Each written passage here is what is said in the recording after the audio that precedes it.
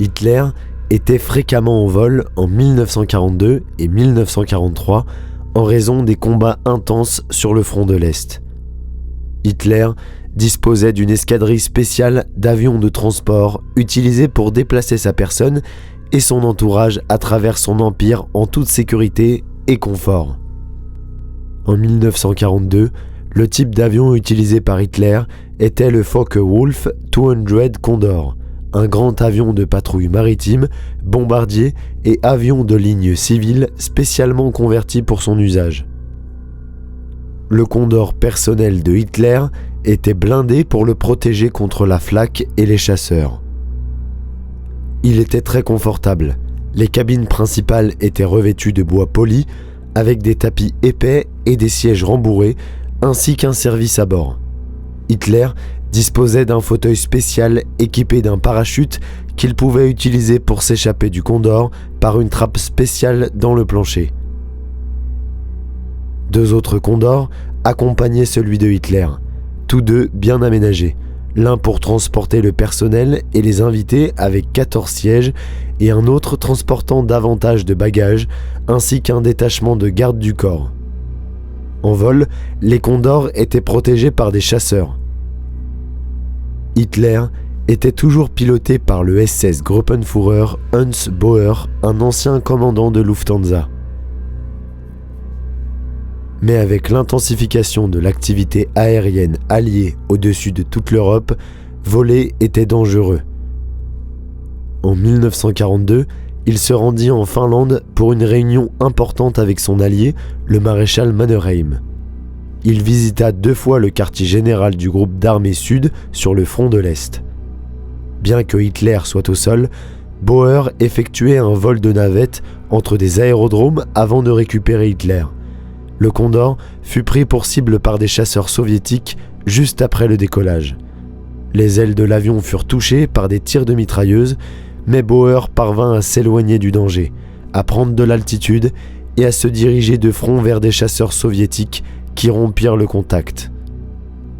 Mais le plus grand danger restait à venir. Le 17 février 1943, Hitler vola depuis le Wolfschanz, son quartier général du front de l'Est en Prusse orientale, aujourd'hui en Pologne, jusqu'à Vinnytsia, fit le plein, puis continua jusqu'à Zaporizhia, le quartier général du groupe d'armées sud. C'était une période désastreuse pour Hitler. Stalingrad était tombé, laissant un énorme trou dans les lignes allemandes, et il était déterminé à stopper la contre-offensive soviétique et éventuellement à relever le commandant du groupe d'armées sud, le maréchal von Manstein. Mais Zaporizhia était un endroit dangereux à visiter, car l'armée rouge semblait prête à capturer la ville, certaines de ses forces se trouvant à seulement 36 miles, environ 58 km, à l'est. Les 3 Condors de Hitler atterrirent à 6 heures du matin le 17 février 1943 sur le plus grand aérodrome à l'est de la ville de Zaporizhia. Hitler et son entourage, incluant les généraux Zeitzler et Kodel, ses aides et ses gardes du corps, furent accueillis par de grandes voitures de terrain Mercedes-Benz. Ils furent ensuite conduits au quartier général du groupe d'armées sud pour une série de briefings et de réunions. Les 2 aérodromes de Zaporizhia étaient immenses et remplis d'avions de transport et d'unités de chasse allemandes. Les 3 Condors furent soigneusement inspectés pendant que Hitler était absent de l'aérodrome. Bauer et les autres aviateurs restèrent proches des appareils. Les réunions au quartier général de Hitler devaient durer 3 jours et von Manstein ne serait pas relevé. Bauer et l'équipage vivaient dans des huttes proches de l'aérodrome. Au petit déjeuner du matin du 19 février, Bauer fut informé que des chars soviétiques avaient percé et avançaient sur la route venant de Dnepropetrovsk. Cela les amènerait près de l'aérodrome où les avions de Hitler étaient stationnés. Le commandant de la base allemande était très alarmé et des chasseurs Messerschmitt Bf 109 furent envoyés pour attaquer la colonne de chars. Mais le brouillard et les nuages bas entravèrent leurs efforts et ils revinrent à la base sans avoir attaqué les T-34 soviétiques. À ce moment-là, le plafond nuageux était descendu à 200 pieds, environ 60 mètres. Des avions de reconnaissance Fieseler FI-156 Torch furent envoyés et revinrent ensuite, les pilotes confirmant qu'une vingtaine de T-34 se trouvaient à moins de 2 heures de route de l'aérodrome, sans aucune défense allemande entre eux et le terrain. Bauer se rendit en ville pour informer personnellement Hitler de la situation. Bauer demanda l'autorisation de déplacer les avions vers d'autres aérodromes plus petits au sud-ouest de la ville, jugés plus sûrs pour le moment. Hitler refusa cette suggestion. Ces réunions étaient terminées et il retournerait bientôt à l'aérodrome.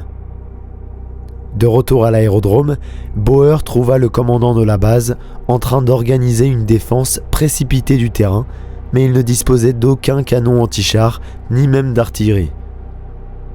Peu de temps après, le nombre de chars soviétiques fut confirmé. 22 T-34 avaient été repérés près de l'aérodrome, se dirigeant vers une ferme collective voisine, peut-être en préparation d'un assaut contre le terrain lui-même. Mais peu après la découverte des chars, le convoi de voitures de Hitler apparut également. Les moteurs des Condors étaient déjà en marche lorsque Hitler et son entourage embarquèrent en hâte, et les avions roulèrent vers la piste et décollèrent.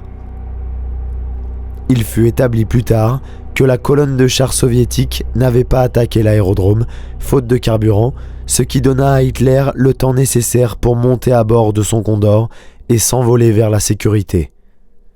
Les soviétiques n'ont jamais su à quel point ils avaient été proches de Hitler. Ce fut le moment où Hitler fut le plus près de l'armée rouge, à l'exception d'avril 1945, lorsque des troupes soviétiques se trouvaient à 500 mètres de son bunker au moment où il se suicida. Cependant, si les soviétiques avaient su que les avions de Hitler étaient sur le terrain, il est très probable qu'ils auraient poursuivi leur attaque malgré les pertes.